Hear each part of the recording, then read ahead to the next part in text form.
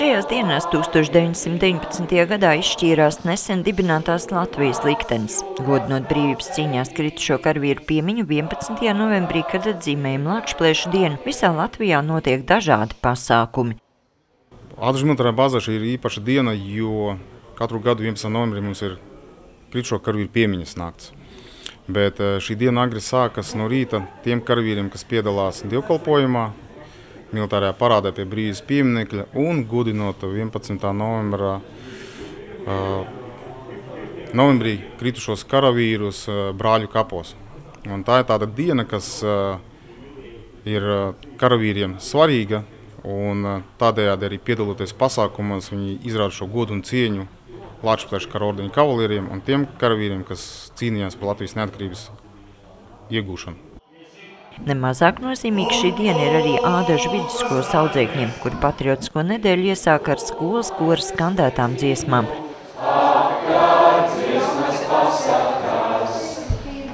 Jau tradicionāli viesi Lakšplēšu dienā ir arī Nacionālo bruņoto spēku karavīri, kuri dāvā skolēniem sarkanbaltsarkanās lentītes, kas simbolizē uzvaru un patriotisko garu.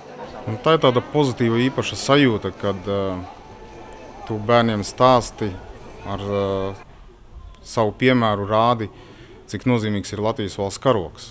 Un kad šī Lakšplēša diena ir tā diena, kad ir iespēja bērniem vērst uzmanības to, kas tad ir Lakšplēši, kas tad ir šie varoņi un kas tad ir epos Lakšplēsis.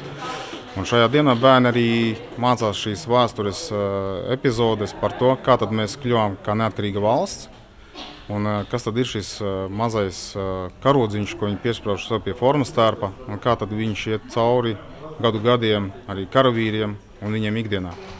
Latvijas vārdu mūsu vecāki un vecvecāki allaž glabājuši sirdī pat visgrūtākajos apstākļos. Svētkos par to skolēniem atgādināja arī vecāku pārstāvis.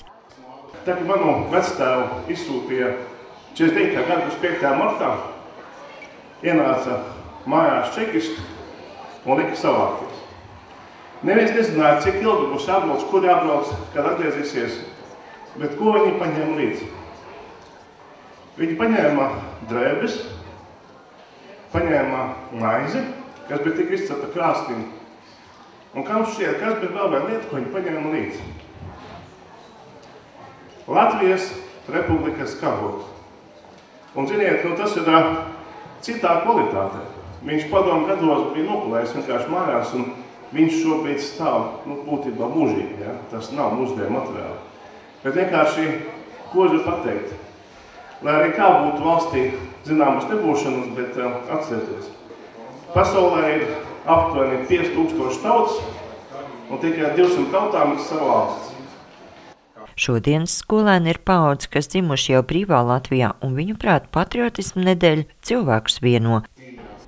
Svētki savai valstī. Parasti, kad ceļojam citās valstīs, tad šī diena tiek pieminēta un mācīt citiem, kas atkal ir ļoti savādāk. Citiem nav tās dienas un ir līdzīgas, bet nav tāda kā mums, un viņi visi pārsteigti, ka mēs tā dziedam un pieminam to dienu, un ir ļoti patīkami dalīties citām nācijām ar šiem svētkiem, teiksim tā, Lakšplēša dienu. Vai arī mājās ģimenē, radu, draugu pulkā kaut kā tiek iezīmēts šis datums? Manā mājās, diemžēl, tas netiek iezīmēts, bet man šeit ir kolosāls kolektīvs, un skolā ar draugiem sanāk atzīmēt un, tā teikt, stiprināt savu patriotismu. Tāpēc, jā, es vēl esmu patriots, manā ģimenē nav, bet tad es nemetu rokas gar sāniem, nemetu plinti krūmos, gribu būt patriots, reku mana komanda mācos, dziedu un attīstos, tā teikt. Pēc svinīgā iesākuma 25 Nacionālo bruņoto spēku karavīri dodas arī uz klasēm, lai skolēniem atgādinātu, kāpēc svinam Lakšplēša dienu un kas ir Lakšplēša ordenis. Varonību tika izveidots ordenis, Lakšplēša kara ordenis, kas simbolizē šī Lakšplēša spēku un sīkstumu un uzņēmību cīnīties pret melno bruņinieku. Un šos varoņus, kas cīnījās arī pret Bermonta karaspēku, apbalvoja par sasniegumiem kaujās un par šo gribu izcīnīt brīvību Latvijas valstī. Vai ne? Lakšplēša diena tiek rīkota kopš 1920. gada 11. novembra, kad tā bija Lakšplēša kara ordeņu svētku un pasniegšanas diena, kas vēlāk kļuva par visas Latvijas brīvības cīņās kritušo karavīru piemiņas dienu.